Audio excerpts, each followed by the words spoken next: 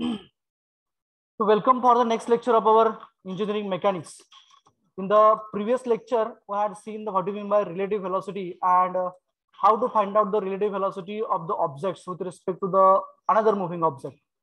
So in the name itself, that a relative means we have to compare with respect to the others. That will be the velocity, means we have to compare the motion of one of the moving object with respect to the another moving object.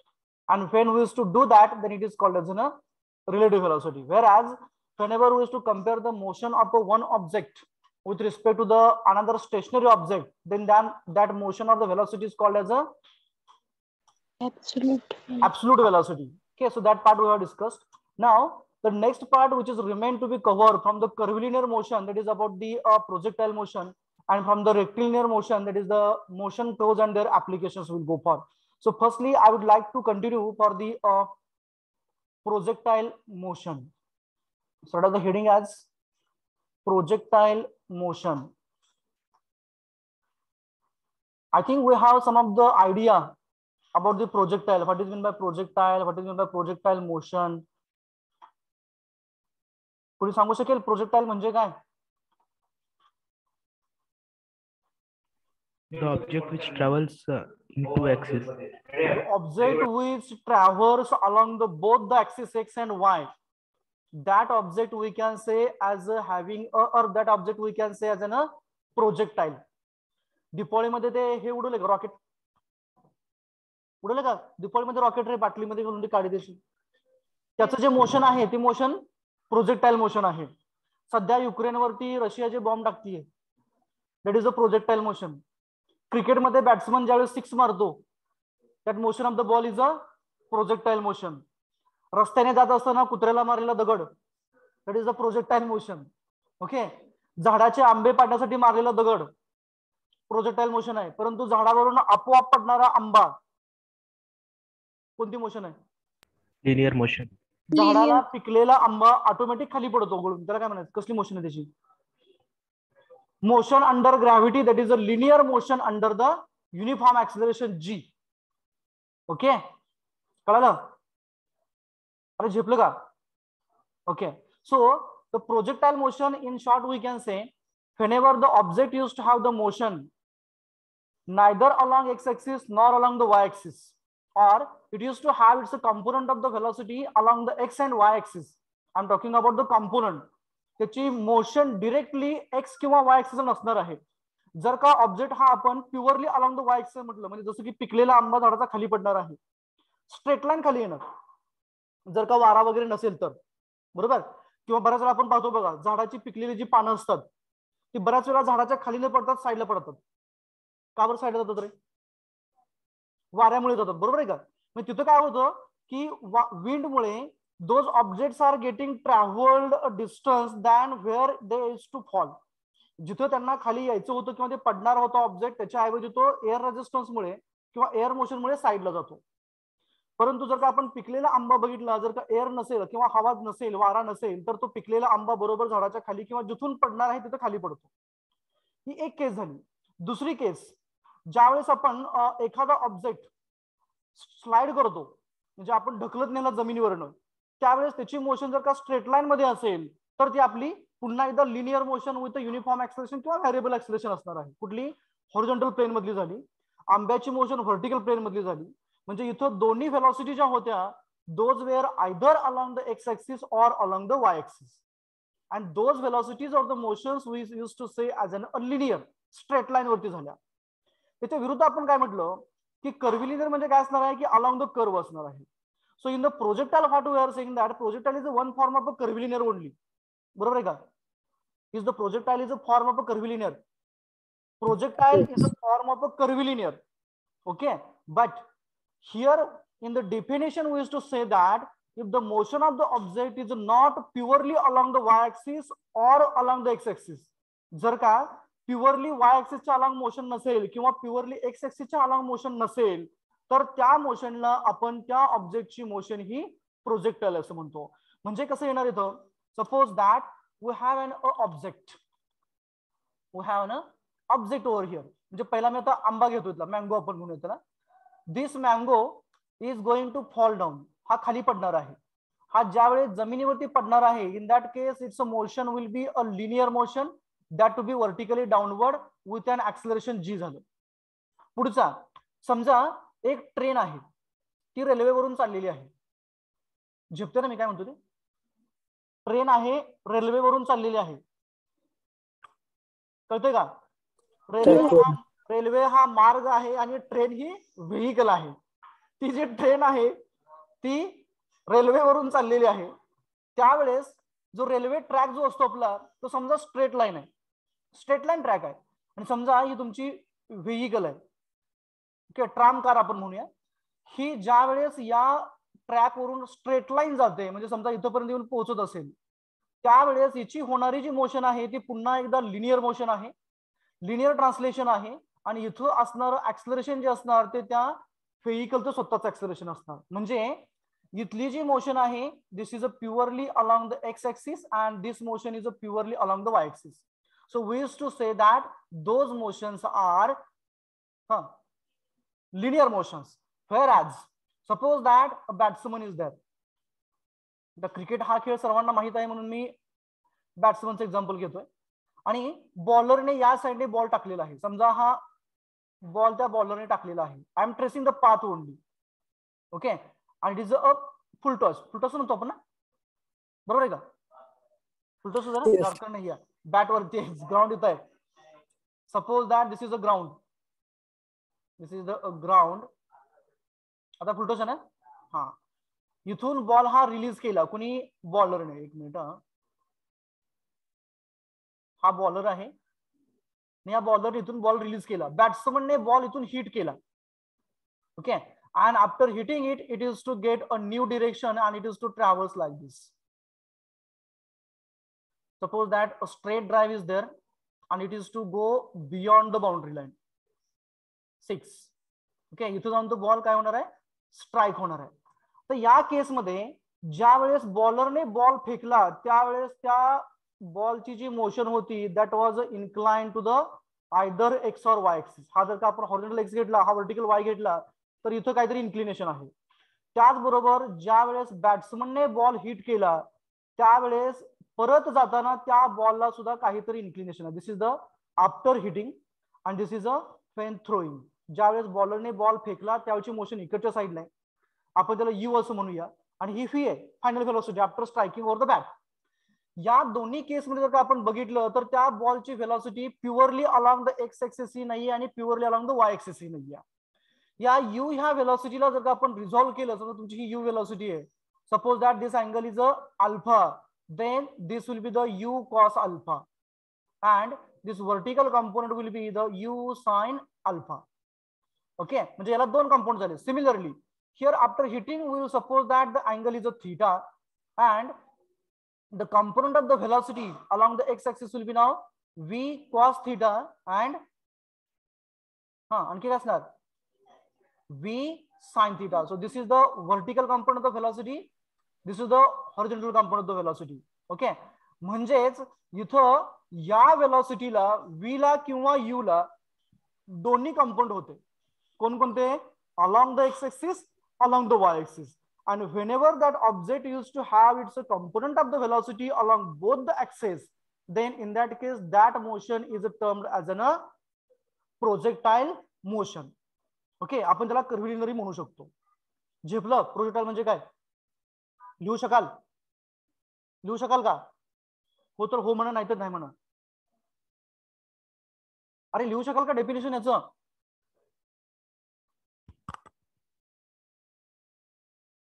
बाळांनो लिहू शकाल का? आवाज येते का माझा? तुम्ही join केले का रे? लिहिचाल, ओके. ग्रेट ग्रेट ग्रेट, भारी. So this is about the projectile motion. आता याच्यामध्ये वेगवेगळे पॅरामीटर येतात. Suppose that I am considering only the ball which has been hit by the batsman or the missile has been fired from a particular position. Suppose that this is our x-axis, this is our y-axis, and the object has been thrown from this position and it has traced a path like this. हा त्याचा path आहे, त्याने trace केलेला. कधी? त्याच्या पूर्णपणे motion मध्ये, म्हणजे जोपर्यंत तो जमिनीवरती आदळलेला नाहीये, जोपर्यंत त्याची व्हेलॉसिटी 0 झालेली नाहीये, तोपर्यंत तो मोशन मध्ये असणार आहे. तोपर्यंत त्याने जो पाथ ट्रेस केला, तो पाथ जो आहे तो पाथ मी तो रेड कलरने दाखवलेला आहे. Suppose that this object is thrown from this particular position at an angle theta or alpha, whatever it may be. We'll consider that angle, I think so we used to consider the theta. So alpha, theta आपण पलीकडे घेतो, resultant angle आपण alpha घेतो. We'll consider this is the angle alpha with which this ball has been thrown or object has been projected. Throw केला काय आणि तो project केला काय? गोट्या खेळायला सगळेजण गोट्या खेळायला सगळे ते गद असते त्याच्या आपण गोट्या फेकतो अशा. अरे माहिती की नाहीये? माहिती ना. So at that time we use to project that marbles. आपण त्या गोट्या काय करतो तिकडे बरोबर प्रोजेक्ट करतो त्या डिरेक्शनला. किंवा आपण बऱ्याच वेळा वार मध्ये वगैरे कंडिशन पाहतो, ते शूट करत असतात एनिमीला शूट करताना ते कोणत्या डायरेक्शन शूट करत नाहीत, ते बरोबर अँगल पकडतात आणि अँगलने बरोबर शूट करतात. मिसाईल टाकताना किंवा मिसाईल फायर करताना सुद्धा बरोबर अँगल लावला जातो आणि अँगलने ते मिसाईल फायर केलं जातं. समजा सिमिलरली इथं सुद्धा काय केलेलं आहे, असं या पद्धतीने हा ऑब्जेक्ट थ्रो केलेला आहे. किंवा समजा इथं आपला फिल्डर आहे, बाउंड्री लाईन पाशी आहे आणि इथं विकेट आहे.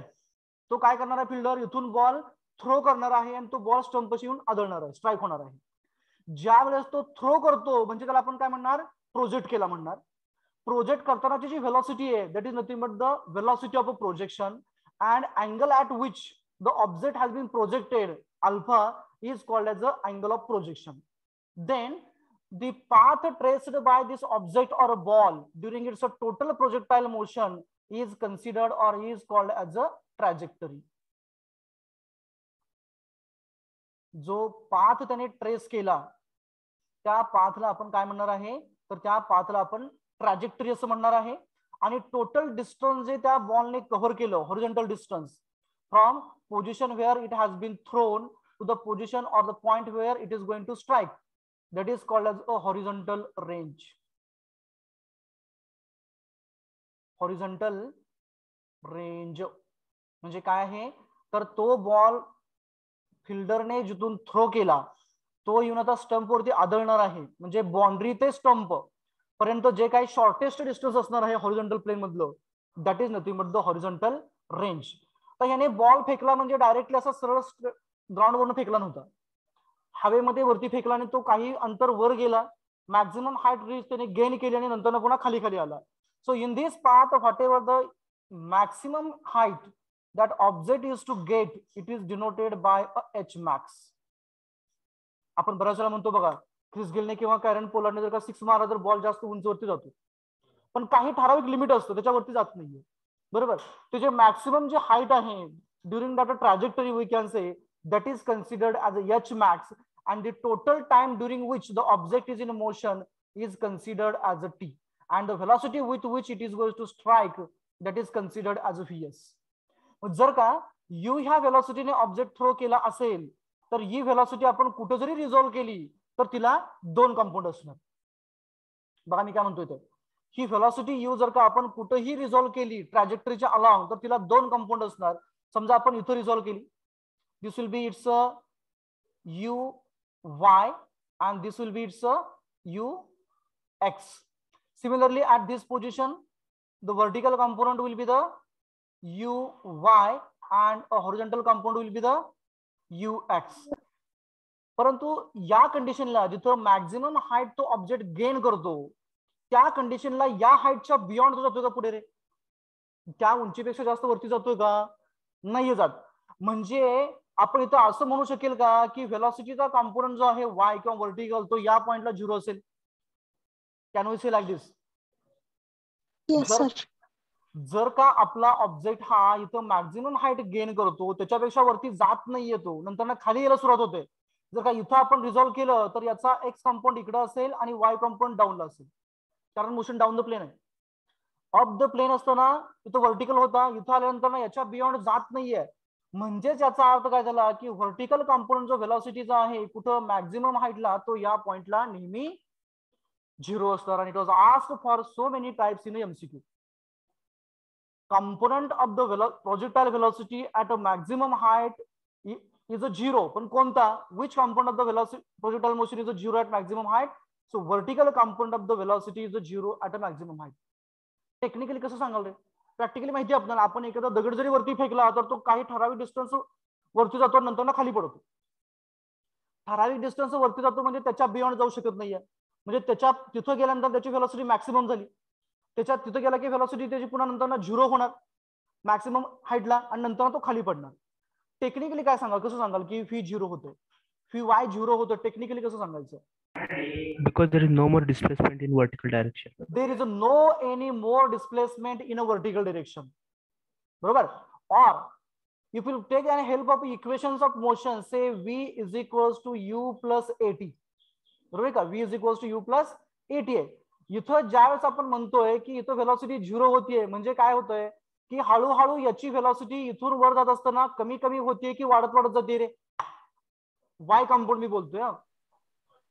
वाय कंपोनेंट इथून वरती जात असताना हळूहळू वाढत जातोय की कमी कमी होत जातोय? वाढत जातोय. जस्ट इमॅजिन करा, तुम्ही एक बॉल फेकलेला आहे किंवा झाडाचा आंबा पाडत आहात आणि तुम्ही दगड फेकलाय. दगड तुम्ही फेकल्यानंतर ना, थ्रो केल्यानंतर ना, त्या दगडाचा व्हेलॉसिटी कंपाऊंड जो व्हर्टिकल जातो, वाढत वाढत जातोय की कमी कमी होत जातोय? कमी कमी होत जातो. जर का पहिल्या हाफ मध्ये वाढत जात असेल तर दुसऱ्या हाफ मध्ये काय व्हायला पाहिजे होता? कमी व्हायला कमी व्हायला पाहिजे होता. मग कमी जर का झाला असता तर तो ऑब्जेक्ट हा खाली यायलाच नाही पाहिजे होता. बरोबर आहे का मी काय म्हणतो ते?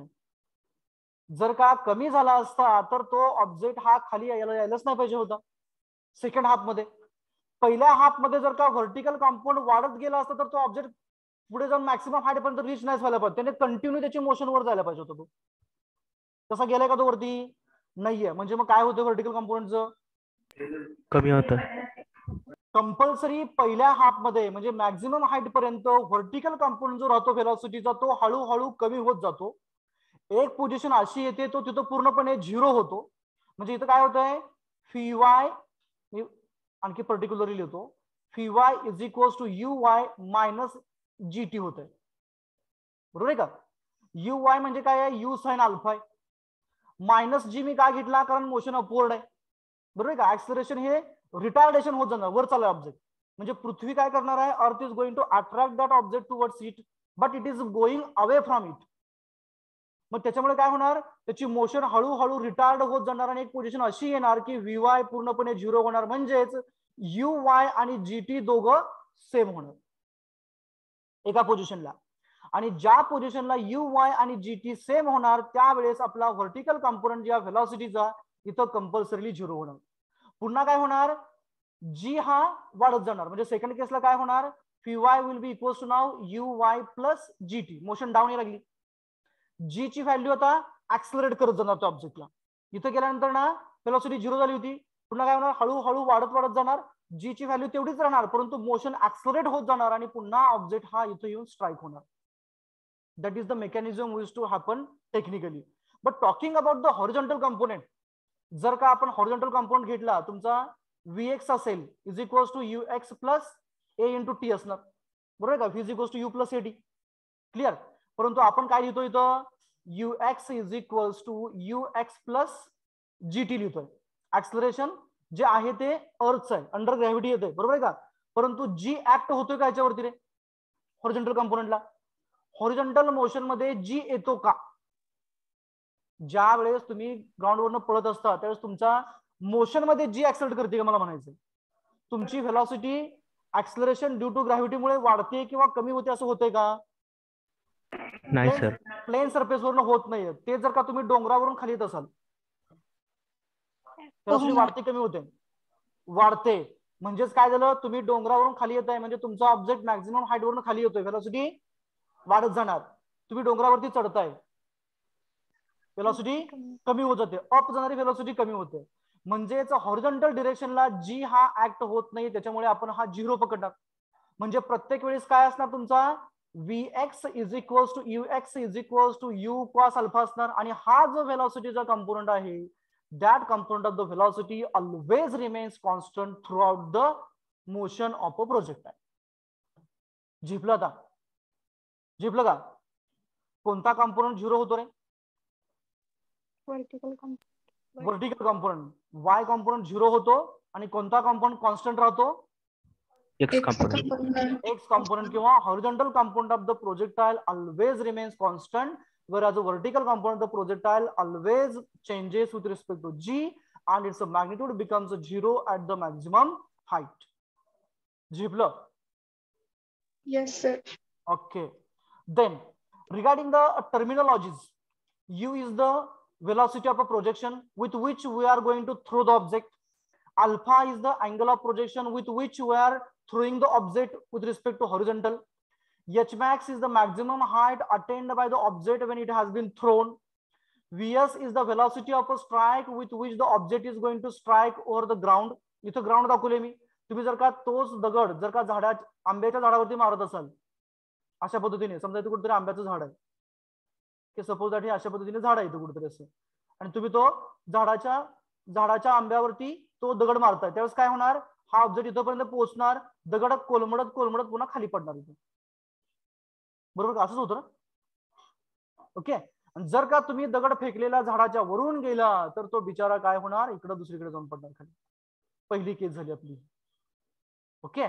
Means the maximum height which that object is to attain during its projectile motion, that is called as h max, and the horizontal distance that projectile used to cover or trace during its motion, that is nothing but the horizontal range r. horizontal range ला आपण बऱ्याच वेळा capital R ने denote करतो. आणि trajectory म्हणजे काय असणार आहे? Path traced by the object during it's projectile motion is called as a trajectory. आणि पाथ ट्रेसचं आपण आयपीएल मध्ये पाहतो. 6 मारला की नंतर रेड कलरच्या बँड दाखवतात flow. That path is nothing but the trajectory. झिपले आता? सर्वांना झिपलं का? Clear? Can I go for next one? Okay. Online वाले समजलं का? हाँ sir. Okay, great. Now will go for the projectile in a different phases. आता प्रोजेक्टाइल हे फक्त मी दाखवलं त्या केस मध्ये तसंच नसतंय. 3 पद्धतीने प्रोजेक्टाइल मोशन होते, म्हणजे केस 1, केस 2 आणि केस 3. म्हणजे काय की तुम्ही टेरेसवरती उभा आहात किंवा एरोप्लेन चाललेला आहे आणि एरोप्लेन मधनं काहीतरी मटेरियल आपण ड्रॉप केलं. ते मटेरियल ड्रॉप केल्यानंतर ना डिरेक्टली जिथून आपण ड्रॉप केलं तिथं सरळ खाली पडतं का रे?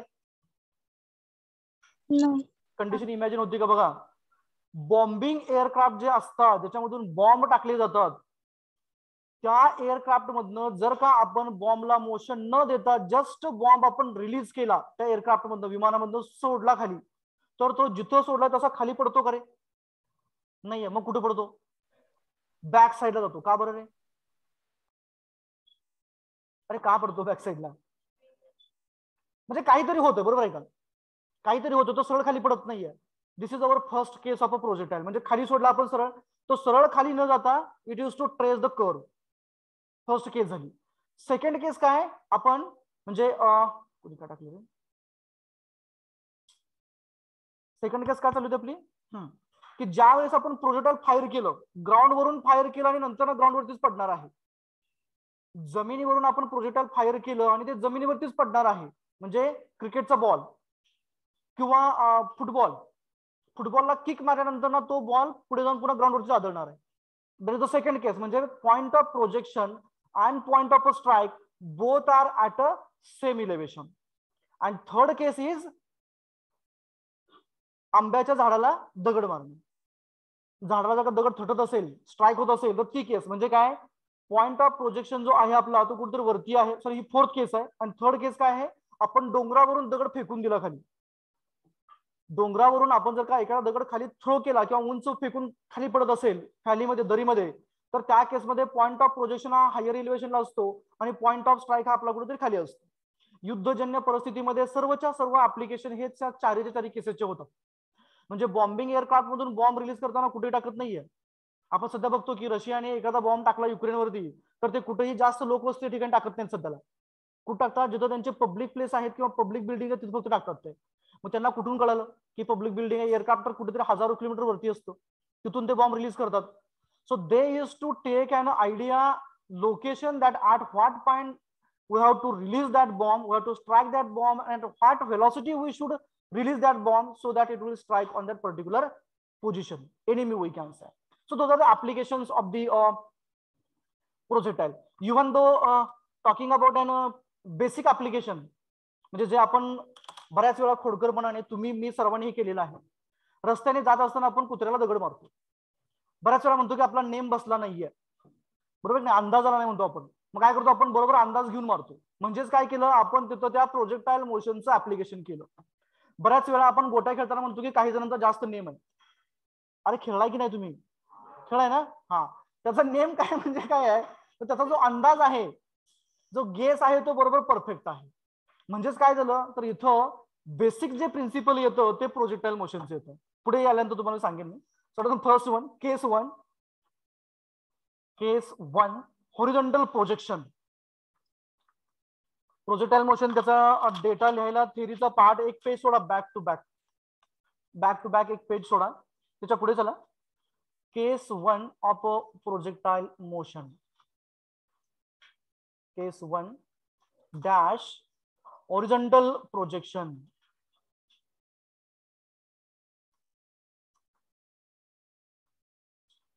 आपलं आहे ह्या युनिट मधलाच कंटेंट आहे, horizontal projection. Okay, draw the sketch.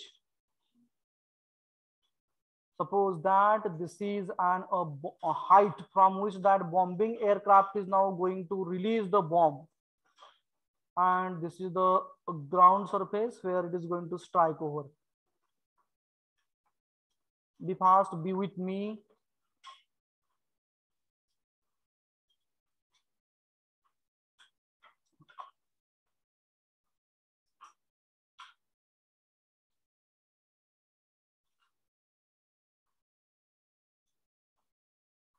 So now I will not be in the position to draw the aircraft as it likes. It looks like. Oh, sorry.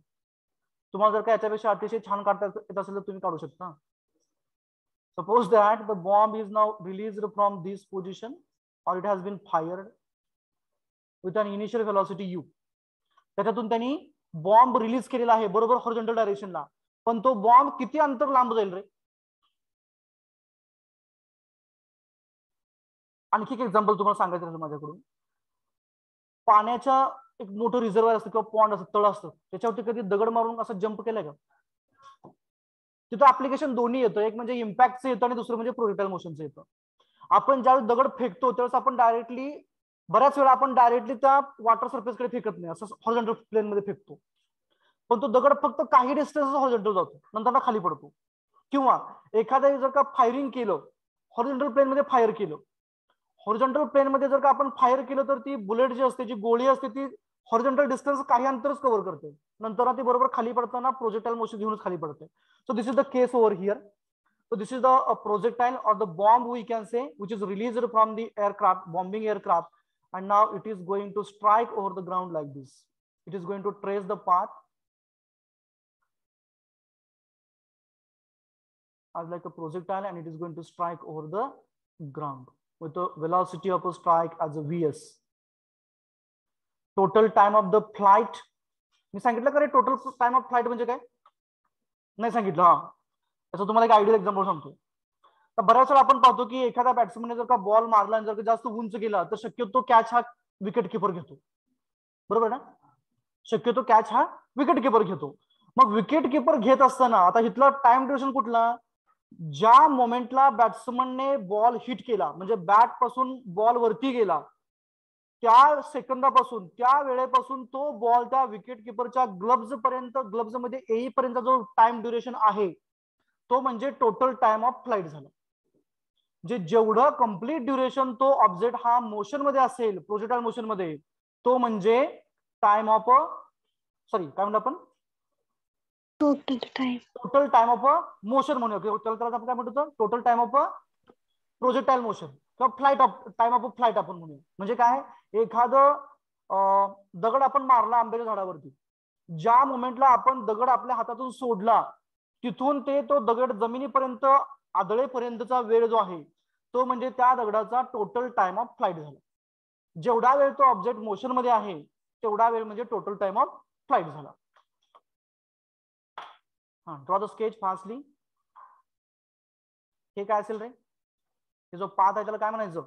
Trajectory. Trajectory.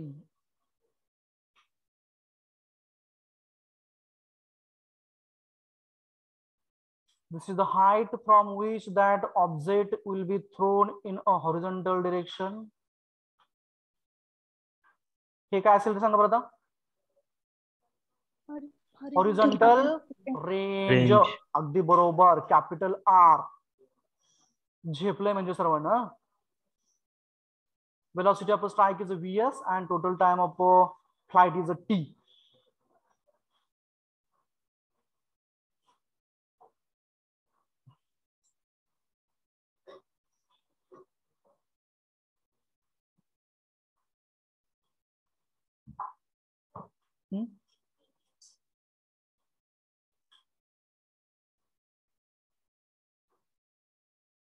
With the horizontal range म्हणजे आपल्याला horizontal range calculate करायची असते, total time of flight calculate करायचा असतो, motion or velocity with which it is going to strike ते आपण calculate करायचं असतो. कसं कॅल्क्युलेट करता येईल आपल्याला रे total time of flight? Total time of flight आपल्याला कसा कॅल्क्युलेट करता येईल? अरे बोला. हा, कसा काढता येईल total time of flight?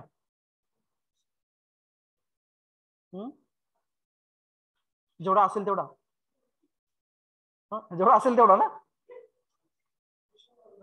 Equation कोणतं पण बरोबर आहे, पण कोणतं इक्वेशन वापरणार? हा, व्हीचं कोणतं? हा, V is equals to U plus A T. ते तर प्युअरली लिनियर मोशनला ऍप्लिकेबल आहे, हे तर प्रोजेक्टाइल मोशन आहे.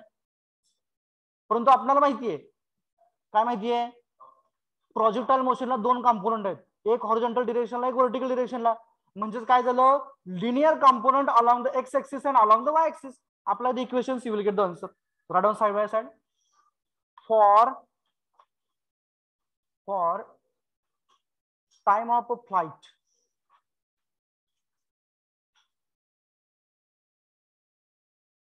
time of flight small t,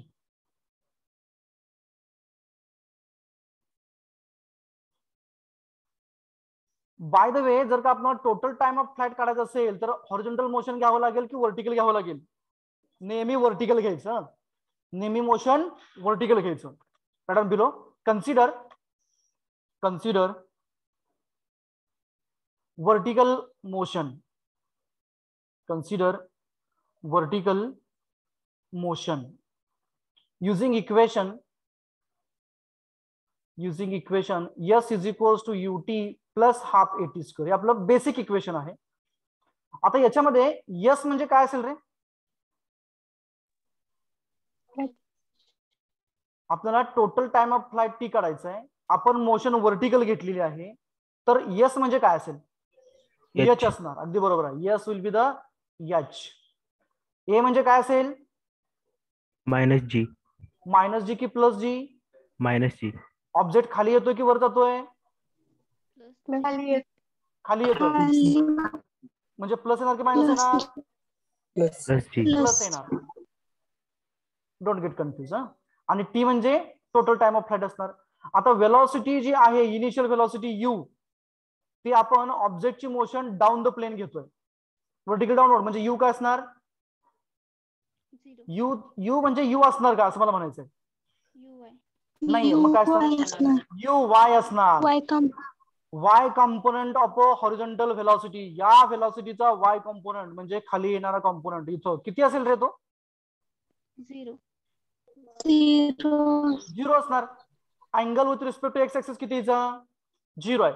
vertical component काय असतो? साइन असतो. साइन 0 किती असतं? 0 असतं. म्हणजे you Y will be a 0. that is equals to 0 here. So put up the values here. You will get h is equals to u into t 0 झाला plus 1/2 into g into t square. That is h is equals to 4.905 t square. जर का तुम्हाला height माहित असेल, किती उंचीवरून तो object release केलाय, तर आपण डायरेक्टली किती वेगाने तो खाली पडेल ते आपण सांगू शकणार. इथं व्हर्टिकल कंपोनेंटचं काही देणं घेणं नाहीये, कारण ऑब्जेक्ट हा जस्ट आपण हॉरिझॉन्टल मोशन मध्ये फायर केलेला आहे. पुढे जर का आपल्याला हॉरिझॉन्टल रेंज आर काढायचं असेल, कॅल्क्युलेट करायचं असेल, तर कोणती मोशन घ्यावी लागेल? Horizontal motion. So go for next one. For horizontal range R, for horizontal range R, fast करा. consider horizontal motion or consider motion along the horizontal direction किंवा horizontal plane म्हटलं तरी चालेल. For horizontal range R, consider horizontal motion.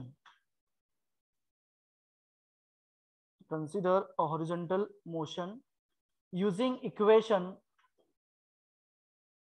S is equals to ut plus half the at square. आता इथे yes म्हणजे काय असेल? आर असणार. अगदी बरोबर. हा, पुढे ए म्हणजे काय असणार? ए विल बी 0. ओके, म्हणजे ए म्हणजे जी 0 झालं आणि T will be the total time of a flight.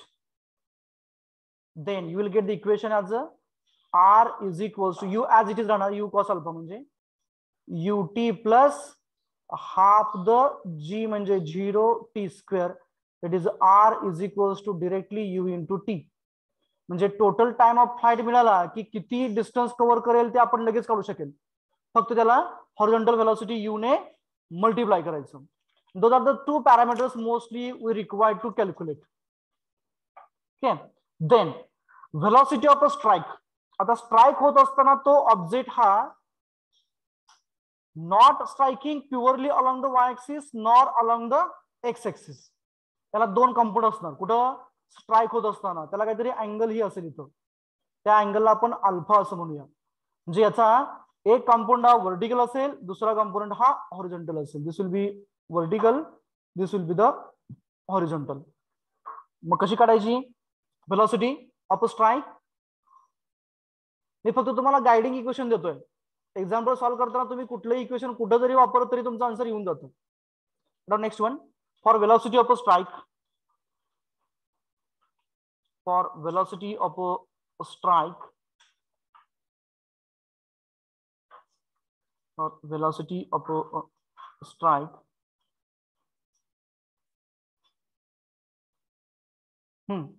कोणकोणते कंपोनंट आपण घ्यावे लागतील त्याचे? एक म्हणजे एक्स कंपोनंट, बरोबर आहे का? यू एक्स आणि यू वाय, आणि या दोघांची रिझल्टंट म्हणजे u x square plus u y square, that will be in the root. आठवते का resultant? Summation f x square plus summation f y square. So likewise u x हा component बदलणार की same राहणार? कॉन्स्टंट राहणार. म्हणजे आपल्याला कॅल्क्युलेट कोणता करायचा आहे?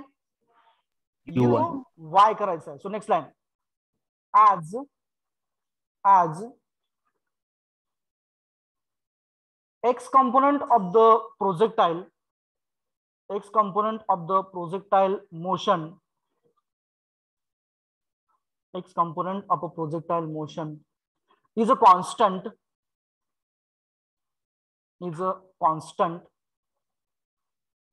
we need to calculate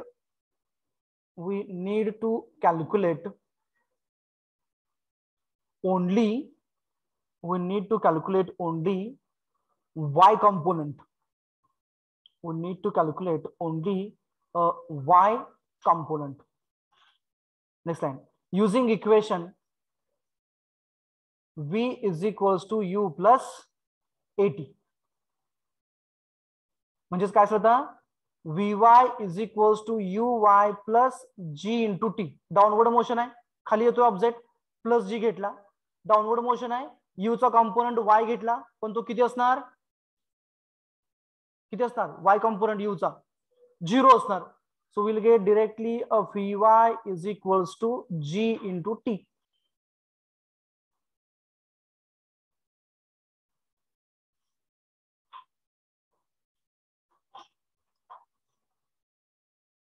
झालं? करतो मी, काय हरकत नाही. So question is like this. A person wants to jump over a ditch as shown below. एक व्यक्ती आहे, समजा हा इथं उभा आहे, त्याला काय करायचं आहे? उडी मारायची. कुठं? खड्ड्यात मारायची का? खड्ड्याच्या पलीकडे. खड्ड्याच्या पलीकडच्या बाजूला उडी मारायची. Okay, wants to jump over a ditch म्हटलं. What should be its initial velocity, म्हणजे त्याने जम्प करत असतानाची इनिशियल व्हेलॉसिटी किती असायला पाहिजे आहे. कंडिशन काय आहे, with which he should jump so that it will reach to other bank of a ditch, म्हणजे तो बरोबर इथं पडला पाहिजे, आतमध्ये नाही पडला पाहिजे. So what should be its velocity, initial velocity. I would like to go for this as its initial velocity as u with which he should jump so that it will reach to this side, this corner. Okay, they had given us the distances also. Horizontal distance is a 4 meter, आपण 5 meter घेऊया, and the vertical distance they had given us a 5 meter, we'll consider it as a 6 meters. 5 metre horizontal distance cover केलं पाहिजे आणि vertical 6 metre distance cover केलं पाहिजे, आणि त्याने बरोबर जेणेकरून त्याला ती डिच बरोबर कव्हर होईल, तो खड्डा कव्हर होईल. आपण बऱ्याच वेळा मूवी मध्ये वगैरे बघतो बघा, एक विलन असते, त्याला ते युरोप त्याच्या पाठीमागे लागले असतो, त्याला पकडायचा प्रयत्न करतो, ते एका बिल्डिंग वर दुसऱ्या बिल्डिंग वर जंप करत असते, बरोबर का. So in that case we can consider that at what velocity that euro or the villain should jump so that he or she will clear the horizontal distance of 5 meter and vertical distance of 6 meter. That is the condition. झेपले का example.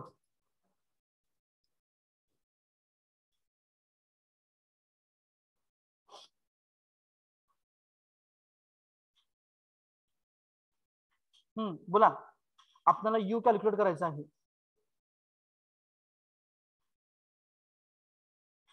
How to proceed.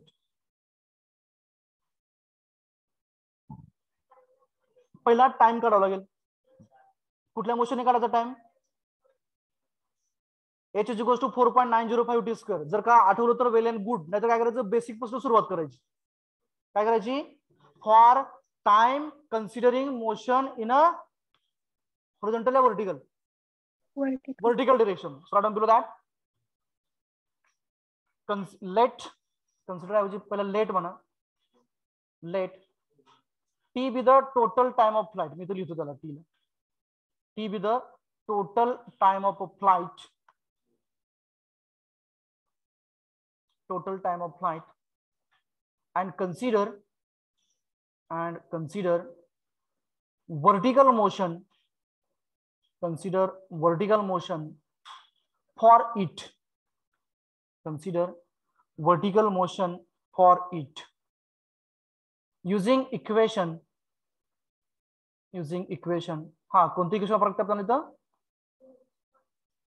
s is equals to ut plus half the at square. Okay, so here s is equals to h is equals to 6 meter. अगदी बरोबर.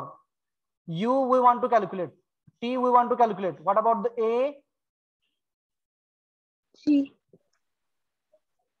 A is equals to g is equals to 9.81 meter per second square. u हा काय असणार, you आपल्याला you vertical मोशनला you काय असणार, म्हणजे down येताना खाली पडताना तो इथं you Y will B 0. u is equals to uy is equals to 0. So put the values here. So yes as a h is equals to first term 0 होणार plus g as a 9.81 divided by 2 into t square. तेच 4.905 t square येतं. h is a 6 is equals to 4.905 t square. What is the t? 105. 1059 means 106 seconds. आणखी कोणाचा answer आले का T जरे?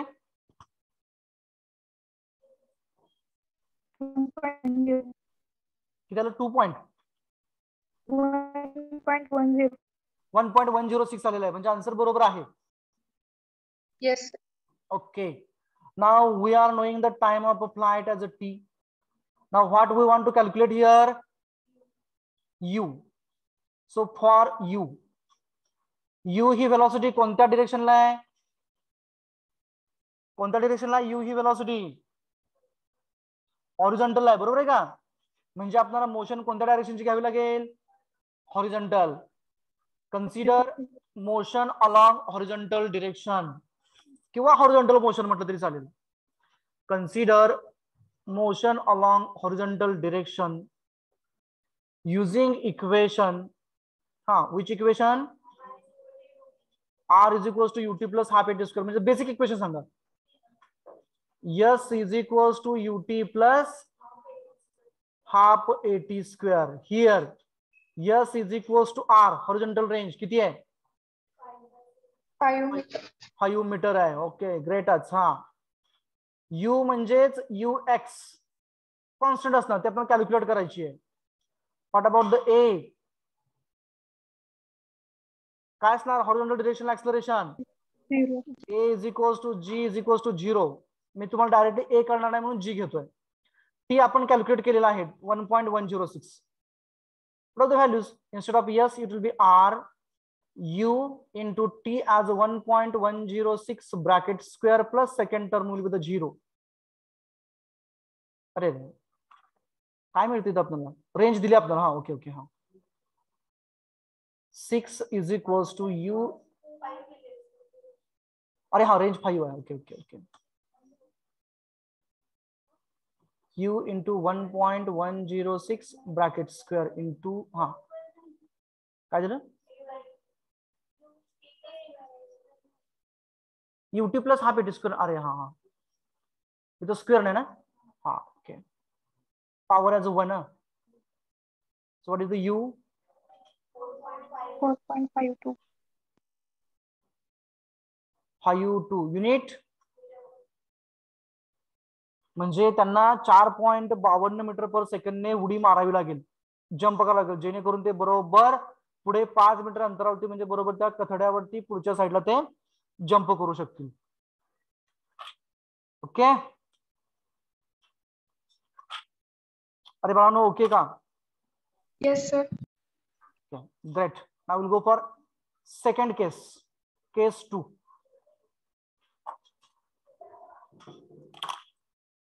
Case 2 dash inclined projection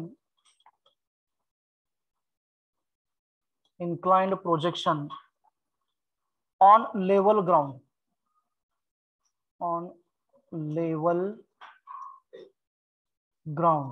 that is point of projection and point of strike at the same elevation.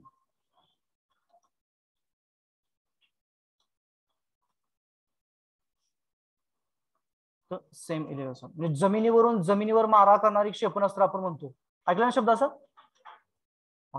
So likewise we have to draw the sketch. Be faster. Y-axis, X-axis,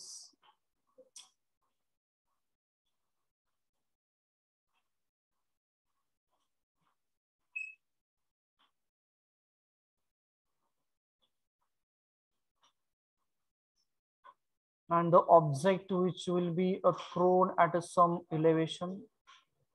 Suppose that this is the velocity of the projection, but during a projectile motion it will trace the path like this,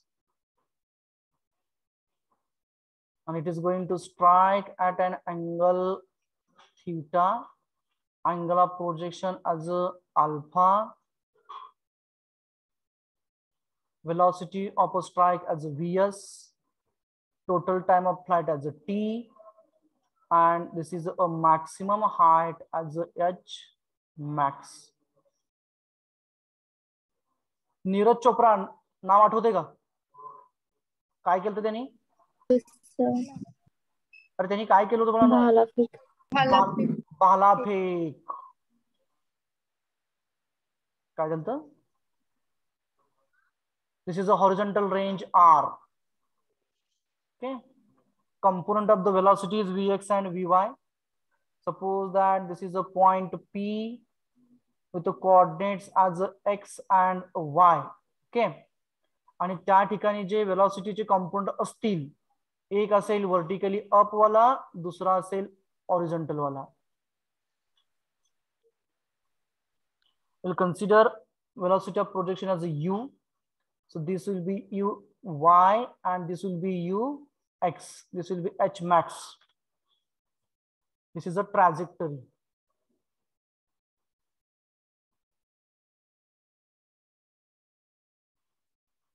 Be fast. We'll give the r as a name as a AB. AB as a horizontal range. 9 नाव दिलं तरी चालेल, काय हरकत नाहीये. Here we have to derive the equation of a trajectory. Yeah. ट्रॅजेक्टरीची equation आपल्याला derive करायचं आहे.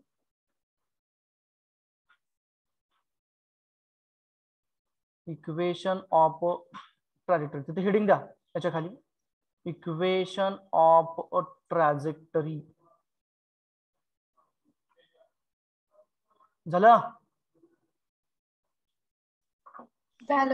Okay, so remaining part we'll go for the next lecture at 3 p.m. to 5:30 p.m. Okay, thank you.